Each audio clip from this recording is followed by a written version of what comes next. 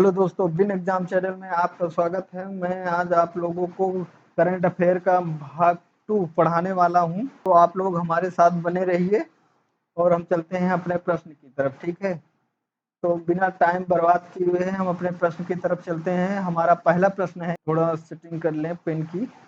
हमारा पहला प्रश्न है कि कौन सा यूरोपीय देश है, कौन सा यूरोपीय देश है यूरोपीय देश नाटो का 32वां सदस्य। हमारे पास 4 ऑप्शन है, यूक्रेन, स्वीडन, साइप्रस और आयरलैंड। हमारे पास 4 ऑप्शन है, इन चारों में बताना है कि 32वां कौन सा सदस्य बना है नाटो का। तो हमारा बना है स्वीडन। नाटो का जो फुल फॉर्म होता है नॉर्थ अटलांटिक ट्रीटी ऑर्गेनाइजेशन। ठीक है, नाटो का फुल फॉर्म होता है नॉर्थ अटलांटिक ट्रीटी ऑर्गेनाइजेशन। इसके टोटल 32 सदस्य भी हैं। टोटल सदस्यों की संख्या कितनी है? 32। जिसमें 30 यूरोपीय हैं और 2 अमेरिकी देश हैं। 2 अमेरिकी देश हैं। ठीक है, जिसमें से 32 में से 4 ऐसे देश हैं जो परमाणु संपन्न देश हैं। इसकी स्थापना के बारे में जान लेते हैं कि इसकी स्थापना हुई थी 4 अप्रैल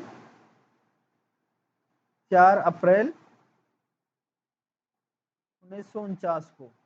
ठीक है, इसकी स्थापना हुई थी 4 अप्रैल 1949 को। 4 परमाणु संपन्न देश हैं। फ्रांस, अमेरिका, इंग्लैंड और जर्मनी। हम लिख भी देते हैं, फ्रांस, अमेरिका,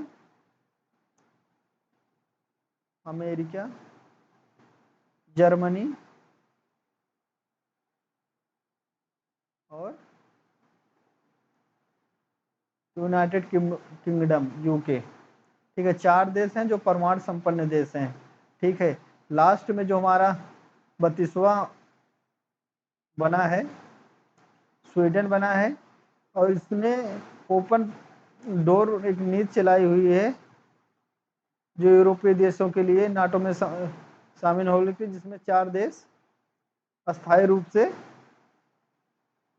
शामिल हुए, जिसमें एक यूक्रेन भी है। ठीक है, तो 32वां जो इसका सदस्य बना है, कौन बना है? स्वीडन बना है। 31वां मैसेडोनिया बना है। इसके बारे में हमने इतना जान लिया है। ठीक है, तो एक बार हम फिर से दोहरा देते हैं। नाटो का फुल फॉर्म होता है नॉर्थ अटलांटिक ट्रीटी ऑर्गेनाइजेशन। इसकी स्थापना 4 अप्रैल 1949 को हुई थी। इसमें टोटल 32 देश शामिल हैं। 30 यूरोपीय देश हैं, 2 अमेरिकी देश हैं, 4 परमाणु संपन्न देश हैं, फ्रांस, अमेरिका, जर्मनी और यूके हैं। इसकी अनुच्छेद 5 में बहुत ज़्यादा इम्पोर्टेंट है। अनुच्छेद 5 कहता है कि कोई भी राष्ट्र पर अगर हमला होता है तो ये माना जाएगा कि सभी देशों पर हमला माना जाएगा। ठीक है, और सभी देश मिलकर उस देश की सहायता करेंगे। ठीक है, ये इसका अनुच्छेद 5 है जो बहुत ज़्यादा ही इम्पोर्टेंट है।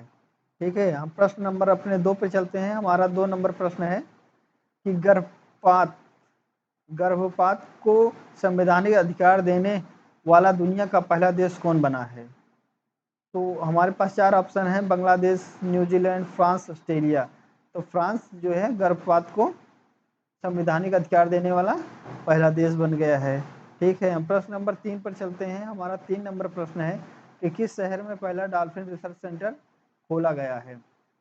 ठीक है, तो पहला कहाँ खोला गया है? 4 ऑप्शन है, रांची है, पटना है, मथुरा है, देहरादून है। हमारा ऑप्शन बी सही है, पटना। पटना में पहला डॉल्फिन रिसर्च सेंटर खोला गया है, जिसका उद्घाटन 30 जून को 2024 नीतीश कुमार ने किया है। ठीक है, ऑप्शन हम चलते हैं अपने क्वेश्चन नंबर 4 पे। 4 नंबर प्रश्न हमारा क्या है? हम थोड़ा तेजी से चल रहे हैं कि समय न बेकार हो, तो समय लिखा है, सीमा लिखा है, सीमा सुरक्षा बल बीएसएफ की पहली महिला स्नाइपर कौन बनी है? हमारे पास 4 ऑप्शन है, वर्षा सिंह है, अदिति कुमारी है, पूर्णिमा यादव है, सुमन कुमारी है। तो ऑप्शन हमारा डी सही है, सुमन कुमारी, जो हिमाचल प्रदेश की रहने वाली हैं। ये पहली स्नाइपर बनी है बीएसएफ की, ठीक है। इसके बाद 5 नंबर प्रश्न पर चलते हैं। 5वां नंबर प्रश्न है कि 22 मार्च को किस राज्य ने अपना 122वां स्थापना दिवस मनाया था? तो ऑप्शन हमारे पास 4 हैं, बिहार, झारखंड, हरियाणा और उत्तराखंड। हमारा ऑप्शन ए सही है, बिहार ने मनाया था। बिहार 1912 में बंगाल प्रेसिडेंसी से अलग होकर 2 राज्य बने थे, बिहार और उड़ीसा बने हुए थे, ठीक है। तो 22 मार्च को इसी दिन से बिहार अपना स्थापना दिवस मनाता है, ठीक है। इसके बाद नंबर 6 प्रश्न पर चलेंगे कि भारत निर्वाचन आयोग ने किस राज्य में मिशन 414 अभियान चलाया है? तो किस राज्य में चलाया है ये बताना है। हमारे पास 4 ऑप्शन है, हिमाचल प्रदेश, बिहार, झारखंड, नागालैंड में हमारा ऑप्शन ए सही है, ठीक है। हिमाचल प्रदेश में चलाया गया है। क्योंकि मतदान 414 मतदान केंद्रों पर मतदान परसेंटेज को बढ़ाने के लिए 414 अभियान हिमाचल प्रदेश सरकार द्वारा चलाया गया, भारतीय निर्वाचन आयोग द्वारा चलाया गया, सॉरी, ठीक है। हमारे पास प्रश्न नंबर 7 पे हम पहुंचते हैं। तो प्रश्न नंबर 7 है कि वर्ष 2024 का महाराष्ट्र भूषण पुरस्कार किसे दिया गया है? तो महाराष्ट्र भूषण पुरस्कार दिया है डॉक्टर प्रदीप महाजन को, ठीक है, डॉक्टर प्रदीप महाजन को। नंबर प्रश्न पे 8वां नंबर हमारा प्रश्न है, भारत के नए लोकपाल अध्यक्ष कौन बने हैं? बहुत ही ज़्यादा इम्पोर्टेंट है, भारत के नए लोकपाल अध्यक्ष कौन बने हैं? हमारा ऑप्शन सी सही है। ज़्यादा समय नहीं बर्बाद करेंगे, A.M. खानविलर, न्यायमूर्ति A.M. खानविलर बने हुए हैं हमारे दूसरे लोकसभा अध्यक्ष। और पहले लोकपाल अध्यक्ष कौन थे? पिनाकी चंद्र घोष, जिनका कार्यकाल 2022 में समाप्त हो गया। पिनाकी चंद्र घोष पहले लोकपाल थे जिनका कार्यकाल 2022 में समाप्त हो गया है। तो कौन बने हुए हैं? A.M. खानविलकर न्यायमूर्ति हैं। फिर पूर्व नंबर प्रश्न पर चलते हैं। 9वां नंबर हमारा प्रश्न था कि शिवपुरकर रणजी ट्रॉफी 2023-24 का खिताब किस टीम ने जीता है? तो मुंबई जीती थी, ठीक है। विदर्भ उप विजेता हुआ है, 42वीं बार मुंबई ने रणजी ट्रॉफी जीती है, ठीक है। हम 10वें नंबर प्रश्न की तरफ चलते हैं, ठीक है। 10वां नंबर प्रश्न है कि हाल ही में किस देश ने जिद्दा के अल जवाहर में दुनिया की पहली 3D प्रिंटिंग मस्जिद का अनावरण किया है? तो कहाँ किया है? सऊदी अरब में। सऊदी अरब ने दुनिया की पहली 3D प्रिंटिंग मस्जिद का अनावरण किया है, ठीक है। इसके बाद 11 नंबर प्रश्न की तरफ चलेंगे। 11 नंबर हमारा प्रश्न है कि किस शहर में दुनिया की पहली वैदिक घड़ी का स्थापित की गई है? तो हमारा ऑप्शन 4 है, मथुरा, उज्जैन, जयपुर और रायपुर। तो हमारा ऑप्शन बी सही है, ठीक है। ऑप्शन बी सही है, उज्जैन, जो मध्य प्रदेश में है, ठीक है। तो उज्जैन में पहली वैदिक घड़ी स्थापित की गई है। प्रश्न नंबर 12 की तरफ चलेंगे। प्रश्न नंबर 12 हमारा है कि रेंगपो स्टेशन नाम से भारत के किस राज्य के पहले रेलवे स्टेशन की आधारशिला रखी गई है? तो कौन सा राज्य है? हमारे पास 4 ऑप्शन है, मणिपुर, मेघालय, सिक्किम, नागालैंड, ठीक है।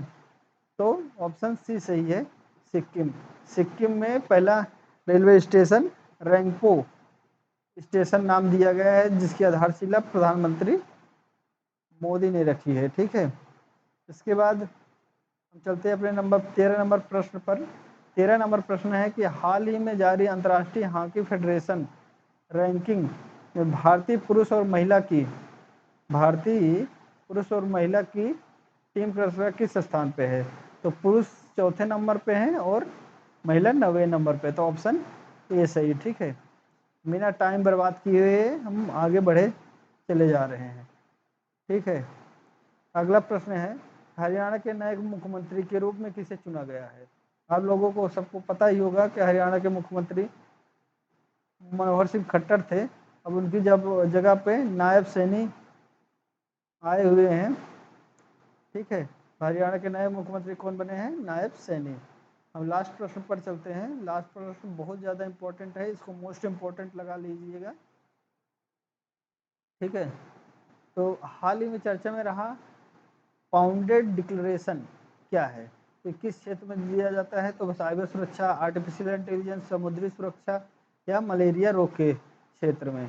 तो हमारा ऑप्शन डी सही होगा, मलेरिया रोग के क्षेत्र में दिया जाता है। तो अभी तक टोटल 41 देशों को WHO द्वारा प्रमाणन दिया गया है, यानी मलेरिया मुक्त देश घोषित किया गया है 41 देशों को। तो लास्ट देश कौन सा है?